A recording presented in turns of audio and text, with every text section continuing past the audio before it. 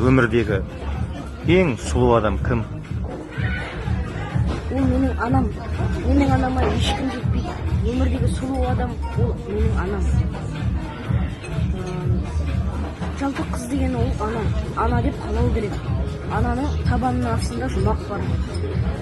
Құдайға рахмет айту керек, қасында анаң болған үшін және әкем болған үшін. Анам деген менің бұлағым. Мен бірақ құрақпын. Әке деген асыл. Асқар тау.